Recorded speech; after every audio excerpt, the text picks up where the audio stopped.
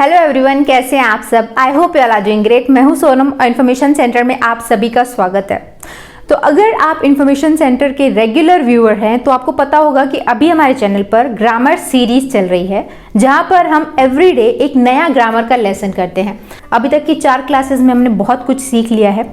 जैसे कि हमने पहली क्लास में सारे टेंसेस को एक ही वीडियो में देखा था। टेंस क्या होते हैं, कितने टाइप के होते हैं, वो टेंस का महा वीडियो था जिसमें मैंने सारे टेंसेस को एक ही वीडियो में बताया था। वो बहुत इंपॉर्टेंट वीडियो है, अगर अभी तक आपने नहीं देखा है तो ज़रूर देखिएगा, बहुत काम का है वो वीडियो। उसके बाद से हम हर एक क्लास में सारे टेंसेस को डिटेल में पढ़ रहे हैं, एक क्लास में एक टेंस। तो अभी तक हमने प्रेजेंट का पहला सब टाइप प्रेजेंट इंडेफिनिट टेंस पढ़ लिया है। उसके बाद हमने सेकेंड क्लास में पढ़ा था प्रेजेंट कॉन्टिन्यूअस टेंस। अभी फिर नेक्स्ट क्लास में हमने क्या किया था, कल की क्लास में प्रेजेंट परफेक्ट टेंस, और आज की इस क्लास में करने वाले हैं हम प्रेजेंट परफेक्ट कॉन्टिन्यूअस टेंस। हालांकि अब पहला अगर आप वीडियो देखोगे ना तो ये सब आपको ऑलरेडी समझ में आ जाएगा, बट डिटेल में विद एक्सरसाइज हम इस वीडियो में करेंगे। ठीक है, तो चलिए स्टार्ट करते हैं क्लास और देखते हैं प्रेजेंट परफेक्ट कॉन्टिन्यूअस टेंस। तो मैंने आपको पहली क्लास में इसका ओवरव्यू दे दिया था कि क्या होता है। प्रेजेंट परफेक्ट कॉन्टिन्यूअस टेंस में कोई भी एक्शन होता है वो चलता है और उसमें उस काम के होने का टाइम दिया रहता है। जैसे काम तो चल ही रहा है पर कब से चल रहा है वो बताया जाता है। तो इसकी पहचान क्या होती है, से रहा है, से रही है, से रहे हो या से रहे हैं। से रहे हो का क्या मतलब होता है, जैसे इतने बजे से, जैसे मैं 2 घंटे से पढ़ रही हूँ, 3 बजे से वो कपड़े धो रही है, वो 1947 से, यानी काम चल रहा है और उसमें टाइम ड्यूरेशन दिया हुआ है कब से। ठीक है, तो ये मैं आपको ऑलरेडी बता भी चुकी थी, बट अगेन मैं आपको बता देती हूँ। और मैंने आपको ये बोला था कि अगर कॉन्टिन्यूअस टेंस है तो कॉन्टिन्यूअस का मतलब ही होता है कंटिन्यू चलना। कोई भी काम अगर लगातार चल रहा है तो वो कहलाता है कॉन्टिन्यूअस टेंस। और अगर परफेक्ट कॉन्टिन्यूअस है तो समझ लो कि उसमें टाइम दिया रहेगा, चाहे वो प्रेजेंट हो, चाहे वो पास्ट परफेक्ट कॉन्टिन्यूअस हो या फिर फ्यूचर परफेक्ट कॉन्टिन्यूअस हो। क्लियर है। तो देखो यहाँ पर अब हम देखते हैं कि इस तरीके के सेंटेंसेस बनते कैसे हैं, यानी सेंटेंस स्ट्रक्चर क्या होता है। तो पहला हमारे पास क्या है, सेंटेंस मैं 2 घंटे से पढ़ रही हूँ। अब हम इसको बनाने की कोशिश करेंगे। तो सबसे पहले देखो यहाँ पर मैंने सेंटेंस का स्ट्रक्चर लिखा हुआ है अफर्मेटिव, यानी कौन से सेंटेंसेस, जो सकारात्मक सेंटेंसेस होते हैं। सिंपली मैं पढ़ रही हूँ, ये कपड़े धो रही है, यानी ऐसे सेंटेंसेस जो पॉजिटिव होते हैं, जिसमें नहीं का इस्तेमाल नहीं होता, तो उसका स्ट्रक्चर मैंने यहाँ पर लिखा हुआ है। तो इसको ट्रांसलेट करने की कोशिश करें। Let's start. तो सबसे पहले आता है सब्जेक्ट। हर सेंटेंस में आता है, आपको पता है। अभी तक आपने अगर 3 टेंस की क्लासेस अटेंड की है तो आपको पता होगा। सबसे पहले सब्जेक्ट आएगा, फिर आएगा हेल्पिंग वर्ब। ठीक है, उसके बाद क्या है वो मैं आपको बताऊंगी। तो इस टेंस का हेल्पिंग वर्ब क्या है, इस टेंस का हेल्पिंग वर्ब है हैव बीन या फिर हैज बीन। अगर आपने प्रेजेंट परफेक्ट टेंस पढ़ा था अच्छे से तो मैंने आपको बताया था ना कि कौन से सब्जेक्ट के साथ हैव लगता है, कौन से सब्जेक्ट्स के साथ हैज लगता है। अगर वो क्लास आपने अटेंड की थी तो ये टेंस आपके लिए बहुत ईजी होने वाला है, बट अगर नहीं अटेंड की थी तो भी आपको समझ में तो आ ही जाएगा। तो देखो सबसे पहले आएगा सब्जेक्ट, फिर आएगा हैव या हैज, उसके बाद लगेगा बीन, मतलब हैव बीन या हैज बीन। ओके, इसके बाद लगेगा वर्ब का फर्स्ट फॉर्म और आईएनजी। तो मैंने आपको प्रेजेंट कॉन्टिन्यूअस टेंस जब हम पढ़ रहे थे मैंने आपको बताया था, जब भी कॉन्टिन्यूअस टेंस का नाम आया तो सिंपली वर्ब का फर्स्ट फॉर्म और उसमें आईएनजी लगेगा, जिसे हम वर्ब का 4th फॉर्म भी बोलते हैं। वर्ब का फर्स्ट फॉर्म और आईएनजी लगेगा ही लगेगा, कॉन्टिन्यू मतलब आईएनजी। ठीक है, उसके बाद आएगा ऑब्जेक्ट। तो इतना सेंटेंस का स्ट्रक्चर तो क्लियर है, बहुत सिंपल है, राइट। इसके बाद परफेक्ट कॉन्टिन्यूअस टेंस में जो एक नई चीज आती है जो सबके सीखने की होती है, वो होता है सिंस या फॉर का इंक्लूड होना। पहले लगेगा सब्जेक्ट, फिर have been has been, verb का फर्स्ट फॉर्म, आईएनजी, ऑब्जेक्ट, उसके बाद लगता है सिंस या फॉर, और उसके बाद आता है टाइम। तो अब सिंस या फॉर क्या है, तो ये टाइम के प्रेपोजिशंस होते हैं जो टाइम के पहले लगते हैं। अब हमें जब हम ये बोल रहे हैं कि इतने बजे से कर रही है, इतने बजे से जा रही है, इतने बजे से सो रही है, तो टाइम है तो टाइम के पहले प्रेपोजिशन भी लगाना पड़ता है। फिर हम ये देखेंगे कि सिंस कहाँ लगता है और फॉर कहाँ लगता है, ये आपके सीखने की बात है। इसके ऊपर मैंने एक ऑलरेडी वीडियो बनाया है सिंस और फॉर का यूज़, बहुत डिटेल में मैंने उसमें आपको बताया था। अगर वो वीडियो आपने नहीं देखा है तो उसका लिंक नीचे डिस्क्रिप्शन में है, वो देख लीजिएगा, आपको फिर इसका यूज़ बहुत अच्छे से समझ में आ जाएगा। ओके, नहीं भी आएगा तो मैं आपको ओवरव्यू तो दे दूंगी। स्ट्रक्चर समझ में आ गया, अब ट्रांसलेट करने की कोशिश करते हैं। तो हमारे पास क्या है, सेंटेंस। मैं 2 घंटे से पढ़ रही हूँ। तो सब्जेक्ट क्या है? मैंने यहाँ पर सारे सब्जेक्ट्स की लिस्ट लिखी हुई है और यही लिस्ट हर एक टेंस में मैं लिखती हूँ। क्यों? क्योंकि मैंने आपको बोला था कि ये एक ऑर्डर है, अगर आप इसको इसी ऑर्डर में याद करते हो इस लिस्ट को, तो आपको टेंस बहुत आसान लगने लगेंगे। क्या है order? I, we, you, they plural number, he, she, it, name singular number. मैंने आपको बोला था इसी ऑर्डर में इसको याद करना, ठीक है? तो इसको याद करने का क्या यूज है, इसका इस्तेमाल कैसे होगा वो मैं आपको बताती हूँ। तो देखिए यहाँ पर हमारे पास सब्जेक्ट तो हर सेंटेंस में लिखना पड़ेगा। तो अगर वो सब्जेक्ट इस लिस्ट में से आ रहा है, I, we, you, they plural number में से आ रहा है, तो उसके साथ आप हेल्पिंग वर्ब लगाओगे हैव बीन। इस लिस्ट के साथ आप लगाओगे हैव बीन। और अगर सब्जेक्ट ही, शी, इट है या किसी का नेम है या सिंगुलर नंबर है, सिंगुलर नंबर मतलब एक वचन, जैसे एक लड़का, एक गाय या एक पर्सन के बारे में, एक बच्ची, एक लड़की, तो इस तरीके से अगर आप एक व्यक्ति के बारे में बात करते हो तो उसे सिंगुलर नंबर बोलते हैं, एक वचन। और प्लूरल नंबर बहुवचन मतलब अगर आप एक से ज्यादा लोगों के बारे में बात करते हैं, जैसे बॉयज, गर्ल्स, इस तरीके से चिल्ड्रन, तो वहां पर तो अगर सब्जेक्ट है आई, वी, यू, दे या फिर प्लूरल नंबर, तो आप सिंपली उसमें हेल्पिंग वर्ब लगाना हैव बीन। और अगर ही, शी, इट किसी का नेम है या सिंगुलर नंबर है तो उसके साथ आप हेल्पिंग वर्ब लगाना हैज बीन। और परफेक्ट में हमने क्या सीखा था? अगर इस लिस्ट में से है सब्जेक्ट तो हम हैव लगाएंगे, यहां पर अगर इस लिस्ट में से है तो हम हैज लगाएंगे। तो अगर हैव और हैज आपको पता है कहाँ लगाना है तो बस उसके बाद तो बीन ही लगाना है। सिंपल है, इतना समझ में आया? अब देखते हैं। तो सबसे पहले हमें सब्जेक्ट क्या लिखना है? आई। उसके बाद क्या हेल्पिंग वर्ब लगना चाहिए? हैव या हैज, उसके बाद बीन। तो आई किस में से आ रहा है? इसमें से, है ना, आई। तो उसके बाद क्या लगेगा? Have been. I have been, हो गया हेल्पिंग वर्ब। उसके बाद हमें लिखना है वर्ब का फर्स्ट फॉर्म आईएनजी। वो 2 घंटे से पढ़ रही है। पढ़ने के लिए क्या वर्ब यूज होता है? अगर अभी तक आपने 3 क्लासेस अटेंड की हैं, 4 क्लासेस, तो मैंने बहुत फोर्सफुली आपको बोला है वर्ब्स याद कर लेना, उसके सेकंड थर्ड फॉर्म याद कर लेना, फिर टेंस क्या, आपको इंग्लिश ही बहुत आसान लगेगी। तो अगर अभी तक आपने याद किया होगा तो इतना तो पता होगा कि पढ़ना के लिए क्या हेल्पिंग वर्ब यूज होता है। क्या यूज होता है? Study. I have been study, उसमें क्या लगेगा? आईएनजी, आईएनजी लगेगा ना। आई हैव बीन स्टडिंग, ठीक है। उसके बाद ऑब्जेक्ट, तो ऑब्जेक्ट तो है ही नहीं ना, मैं 2 घंटे से एक किताब वगैरह तो कुछ नाम नहीं दिया हुआ है तो उसमें ऑब्जेक्ट तो है ही नहीं, ठीक है। आई हैव बीन स्टडिंग, फिर आएगा सिंस या फॉर। तो अब देखो सिंस कहाँ लगेगा, फॉर कहाँ लगेगा।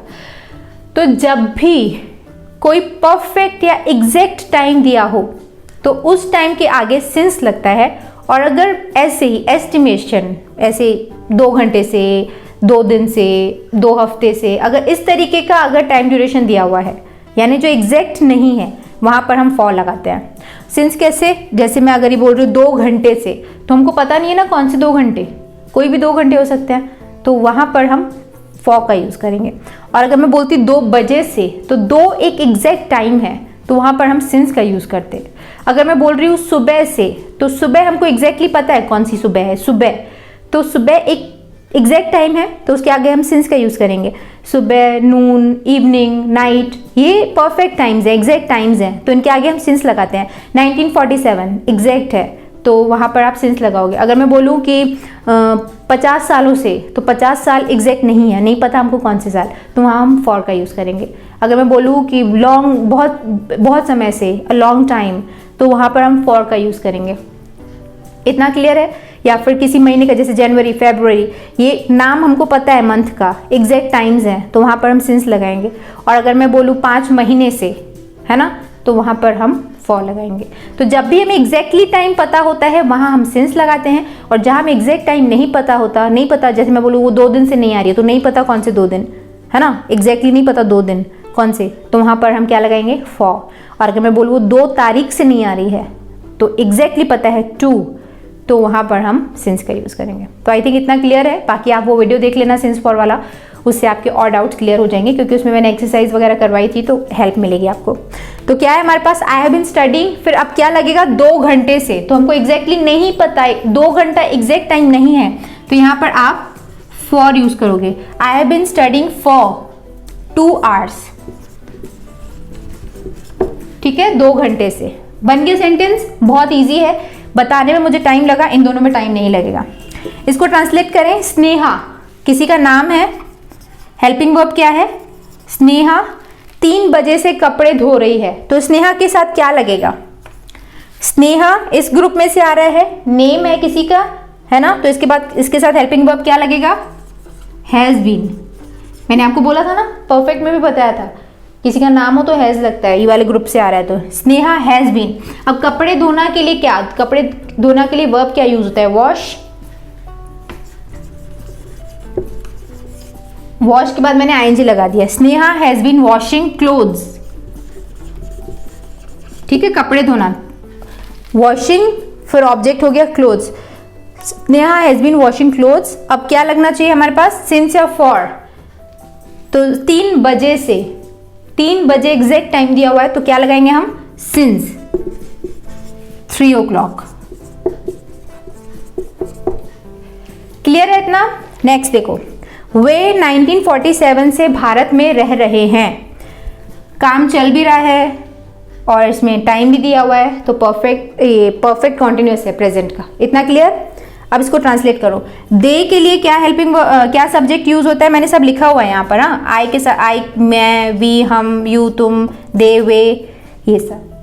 लड़का है तो ही, लड़की है वह तो शी, किसी नॉन लिविंग ऑब्जेक्ट के बारे में बात कर रहे हो, किसी एनिमल के बारे में बात कर रहे हो तो इट, वह, नेम है तो नेम सिंगुलर में, ठीक है। तो दे के लिए क्या सब्जेक्ट यूज होता है, मैंने लिखा है यहाँ पर, क्या है, दे। वे के लिए क्या यूज होता है, दे, क्लियर। इसके बाद दे के साथ क्या लगना चाहिए, have been, they have been. अब लगेगा रहना, रहना के लिए क्या वर्ब यूज होता है, लिव, ठीक है, उसमें लगेगा ING, they have been living, फिर they have been living in India, Bharat में, है ना,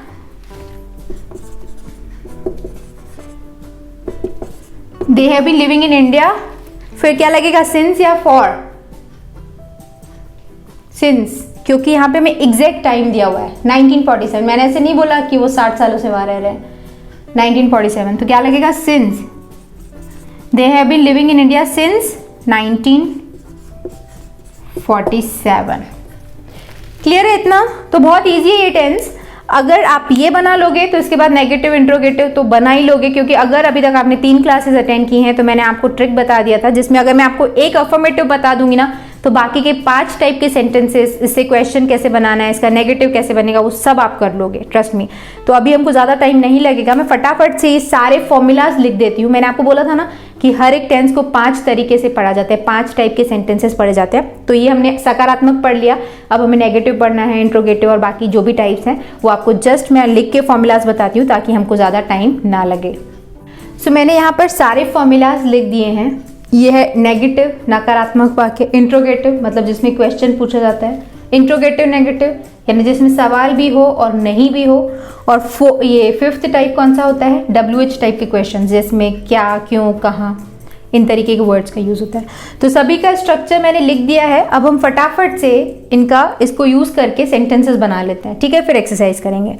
तो मैंने 3 में से एक एग्जाम्पल लिया हुआ है, कौन सा, मैं 2 घंटे से पढ़ रही हूँ, ठीक है। तो इसका नेगेटिव कैसे बनेगा, मैं 2 घंटे से नहीं पढ़ रही हूँ। तो अब आप मुझे ये मत बोलना कि आपको इसका नेगेटिव बनाते नहीं बनेगा, क्योंकि अगर अभी तक आपने इसके पहले की 4 क्लासेस अटेंड की हैं तो मैंने आपको बोला था कि आप किसी भी सेंटेंस को नेगेटिव बनाने के लिए देख लेना कि उसमें हेल्पिंग वर्ब कहाँ है, उसके बाद आप नॉट लगा देना, बाकी सारे सेंटेंस सेम ही रहेगा और आपका ट्रांसलेशन हो जाएगा। तो इसका मैं 2 घंटे से नहीं पढ़ रही हूँ, अगर हमें इसको लिखना है तो हम सबसे पहले देखेंगे कि सेंटेंस में हेल्पिंग वर्ब कौन सा है, उसके बाद नॉट लगा देंगे। जैसे परफेक्ट में कैसा था, हैव, तो उसके बाद हम नॉट लगा देते थे, I have not eaten food, इस तरीके से। तो यहाँ पर भी आप देखो हेल्पिंग वर्ब कौन सा है, हैव बीन, तो इसके बाद आप नॉट लगा दो, नो। यहाँ पर आपको कंफ्यूजन इसीलिए होगा क्योंकि यहाँ पर दो वर्ड्स है ना हेल्पिंग वर्ब में। अभी तक तो अब हम एक ही पढ़ रहे थे, डू या डज पढ़ते थे, या इज या एम या आर या हैव या हैज़, ये सब पढ़ा है। तो एक वर्ड होता था हेल्पिंग वर्ब में, तो उसके बाद सिंपली नॉट लगा देते थे। यहाँ पर दो है, तो क्या हम इसके बाद लगाएं कि इसके बाद लगाएं? तो आप देखना, किसी भी हेल्पिंग वर्ब में 2 वर्ड्स हो या 3 वर्ड्स हो, आप पहले के बाद नॉट लगा देना, ठीक है। जैसे आई हैव नॉट, पहले के बाद नॉट लगा दो, पहले सब्जेक्ट फिर हैव या हैज़ लगा दो, उसके बाद नॉट आएगा, बाकी का सारा सेंटेंस सेम रहेगा, बीन स्टडिंग फॉर 2 आवर्स। तो इसको आप लिख सकते हो, मैं लिख देती हूँ, ठीक है। इसका नेगेटिव क्या बनेगा? आई, यानी मैं 2 घंटे से नहीं पढ़ रही हूँ, I have not been studying for 2 hours. Clear है इतना? I have not been studying for 2 hours. और हम क्वेश्चन बनाने के लिए क्या करते थे? इंट्रोगेटिव। हेल्पिंग वर्ब देखो सेंटेंस में कौन सा है, उसको आगे लेके आ जाओ।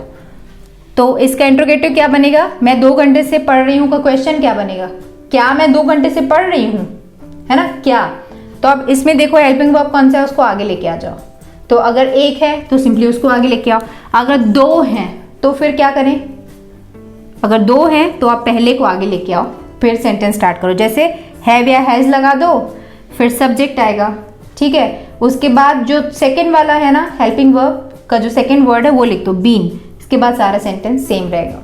और वैसे अगर ये होता ही नहीं तो हम एक जो हेल्पिंग वर्ब होता है उसको आगे लेके आते, फिर सब्जेक्ट लिखते और बाकी का सारा सेंटेंस सेम लिख देते। क्योंकि हमारे पास 2 हेल्पिंग वर्ब्स हैं, तो पहले एक लिखो, उसके बाद फिर सब्जेक्ट, फिर दूसरा वाला, बाकी का सेंटेंस सेम रहेगा।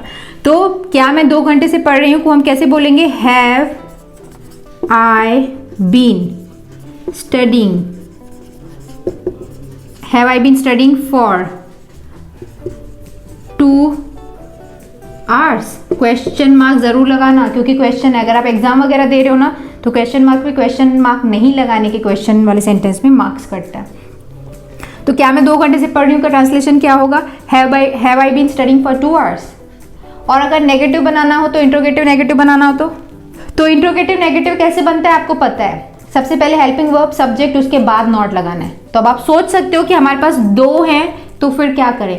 तो भी आपको सब्जेक्ट के बाद ही नॉट लगाना है, इसको फिर बाद में रहने दो। जैसे हैव या हैज आएगा, फिर सब्जेक्ट आएगा, फिर इसके बाद नॉट आएगा तुरंत। हर एक सेंटेंस में इंट्रोगेटिव नेगेटिव में सब्जेक्ट के बाद ही हम नॉट लिखते हैं, फिर नॉट आएगा, फिर बीन, और उसके बाद सारा का सारा सेंटेंस सेम रहेगा। जैसे इसका वैसे बनेगा कैसे इंट्रोगेटिव नेगेटिव, जिसमें क्वेश्चन भी हो नहीं भी हो। जैसे क्या मैं 2 घंटे से नहीं पढ़ रही हूँ, तो आप कैसे बोलोगे? Have I not been studying for 2 hours. क्या मैं 2 घंटे से नहीं पढ़ रही हूँ, मतलब सब्जेक्ट के बाद हमको नॉट लगाना है। तो क्या बनेगा? Have I not been studying for 2 hours question mark. Clear? और अगर WH क्वेश्चंस हैं तो जो सिंपली इंट्रोगेटिव बनाते हो ना, उसके आगे WH क्वेश्चन वाला जो वर्ड है वो लिख दो। WH क्वेश्चन किस तरीके का बनेगा? जिसमें देखो इंट्रोगेटिव कैसे होते हैं ना, जिसका आंसर हाँ ना में आ सकता है। जैसे क्या मैं 2 घंटे से पढ़ रही हूँ, तो हाँ भी बोल सकते हैं, नहीं बोल सकते हैं, आंसर है। पर अगर किसी का आंसर हाँ ना में नहीं हो, जिसमें कब, क्या, क्यों, कैसे, इस तरीके के वर्ड्स हो, जैसे तुम 2 घंटे से क्यों पढ़ रही हो, अगर कोई ये बोले तो ये टाइप के सेंटेंसेस WH टाइप के क्वेश्चंस कहलाते हैं, ठीक है।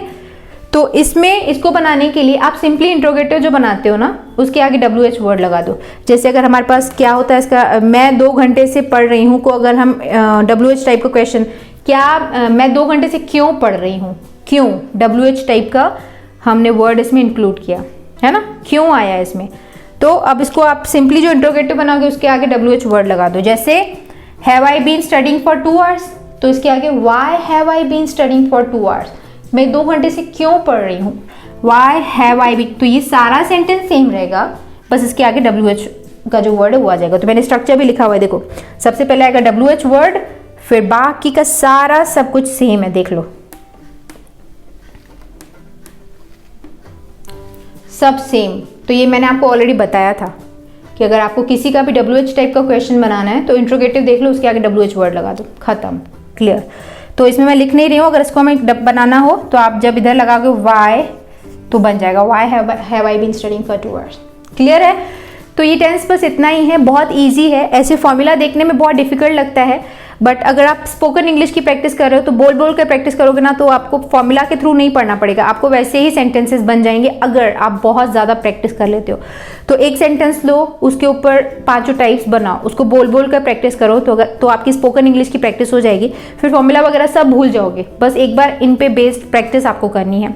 और अगर आप एग्जाम फेस कर रहे हो तो फॉर्मूला बस सीख लोगे तो काम चल जाएगा, बट मेन पर्पस हमारा है क्या, स्पोकन इंग्लिश सीखने का है, तो बोल बोल के प्रैक्टिस करो। जैसे हमारे पास सेकेंड एग्जाम्पल क्या था कि वो 3 बजे से कपड़े धो रही है, तो हमने सेंटेंसेस का क्या बनाया था, she has been washing clothes since 3 o'clock, है ना, तो उसको नेगेटिव बनाओ, she has not been washing clothes since 3 o'clock। फिर इसका इंट्रोगेटिव बनाओ, has she been washing clothes since 3 o'clock।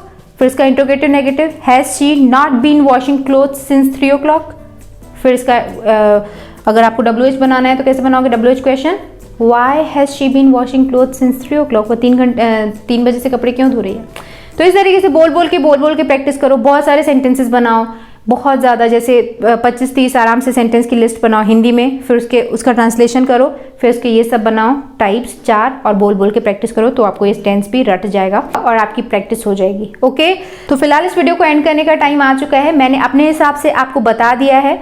अब मैंने यहाँ पर एक्सरसाइज लिखी हुई है, इसको आप ट्रांसलेट करने की कोशिश करो। अगर आप कर लेते हो तो बहुत अच्छा, अगर आप नहीं कर पाते हो तो फर्स्ट कमेंट में मैं इसके आंसर्स दे दूंगी, आप फिर क्रॉस चेक करिए, अगर नहीं सही है तो उसको करेक्ट करिए। अगर आपके और भी उसके बाद कोई डाउट्स बचते हैं तो मुझे नीचे कमेंट सेक्शन में पूछिएगा, मैं आंसर करने की कोशिश करूंगी। बहुत ईजी है, ऐसे दिखने में तो बहुत डिफिकल्ट लग रहा है, जैसे ये है, मैं सुबह से इसका इंतजार कर रहा हूँ, ये अफर्मेटिव है, सिंपल। बच्चे 7 बजे से खेल रहे हैं, अफर्मेटिव, सिंपल सेंटेंस है। ये क्या कर रहा है ना, इसमें WH टाइप का वर्ड यूज हुआ है, तो आप कोशिश करोगे तो आपसे बन जाएगा। हम इसमें से एक करके देखें, जैसे वह 5 बजे से क्या कर रहा है, सबसे बड़ा सेंटेंस यही बनना चाहिए। मैं इसका ट्रांसलेशन आपको बता देती हूँ, बाकी के आप 5 कर लेना ट्रांसलेशंस। जैसे वह 5 बजे से क्या कर रहा है, तो WH टाइप वाला क्वेश्चन है, तो सबसे पहले आप WH वर्ड लिखोगे। क्या के लिए क्या यूज होता है, वॉट, है ना, वॉट।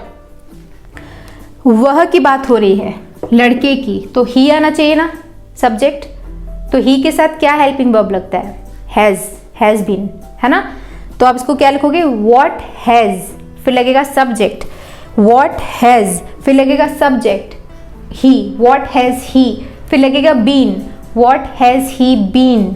फिर करना, काम करना के लिए क्या वर्ब यूज होता है, डू, उसमें लगाओ ING, what has he been doing. फिर टाइम देखो क्या है, 5 बजे से, एग्जैक्ट टाइम है कि ऐसे कच्चा टाइम है, एग्जैक्ट 5 बजे से टाइम दिया हुआ है, तो लगेगा since, what has he be doing since 5 o'clock, What has he been doing since 5 o'clock। तो इस तरीके से एक एक स्टेप करके बनाओगे ना तो ट्रांसलेशंस बन जाएंगे। और अगर आप नए हो, ऑब्वियसली अगर आप बिगनर हो ना, तो आप पहले इसका अफर्मेटिव बना लो। वह 5 बजे से क्या कर रहा है को आप उल्टा करो, जैसे वह 5 बजे से कर रहा है, कुछ भी हो सकता है करना, तो इसको अफर्मेटिव बनाओ, he has been doing since 5 o'clock, affirmative बन गया।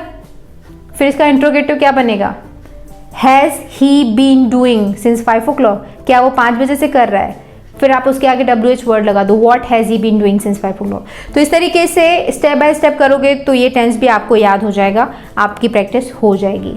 ठीक है, तो आई थिंक आपको इसका डाउट क्लियर हो चुका होगा। अगर वीडियो पसंद आया, अगर ये टेंस आपके लिए क्लियर हुआ तो इसे लाइक ज़रूर करिएगा, है ना, क्योंकि अगर आप लाइक करोगे, वीडियो को शेयर करोगे, ज़्यादा से ज़्यादा लोगों तक वीडियो पहुंचेगा तो ही मुझे अच्छा काम करने का मन करेगा।